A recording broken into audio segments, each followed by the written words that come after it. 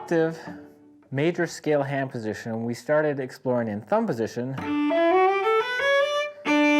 is bookended by third finger and thumb articulating the octave. That hand shape is one of our most useful and movable tools on the cello, and we can take that octave hand shape and move it through all sorts of scales and stuff. And it's going to show up in a lot of compositions, and also it'll come in handy in improvisation. So how do we practice octaves? Well, let's start with a B major scale. I'm going to put third finger on B, on the D string, and then I'll lift the thumb up and put the thumb on B on the G string. I've kind of got my three fingers in half steps, B, B flat, and A, right here at the top of the octave hand shape. And you'll notice like I'm lifting my arm and my elbow so that even though my arm is really high, I'm sending all of my arm weight into the cello so that I'm not relying just on my finger muscles to push the string down.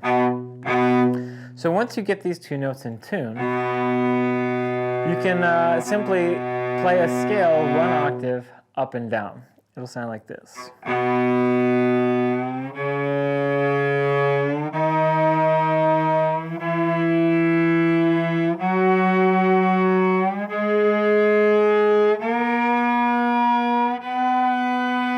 You want to make sure to release while you're shifting.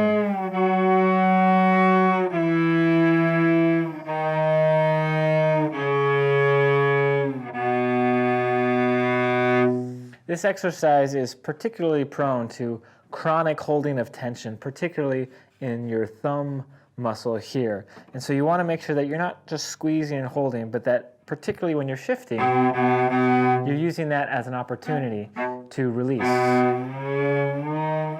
And we'll be using our arm arcs that we talked about in our shifting principles video.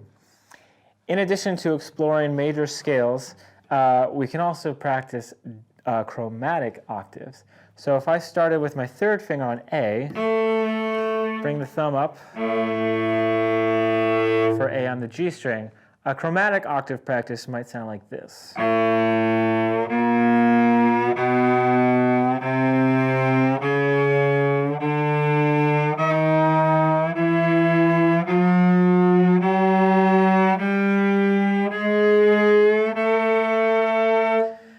The thing that this chromatic exercise is really good for is tracking. As you move up the fingerboard, the notes get closer together. So this octave frame is going to slowly shrink as I get higher and higher. When I get here, I'm at a certain distance, but when I'm at the first position, I'm probably about this big here. And then halfway up, I'm smaller, and it keeps getting smaller all the way. So now I'm like all the fingers are touching by the time I'm up here. So it'll help you track, the breadth of the octave frame as you go up the cello.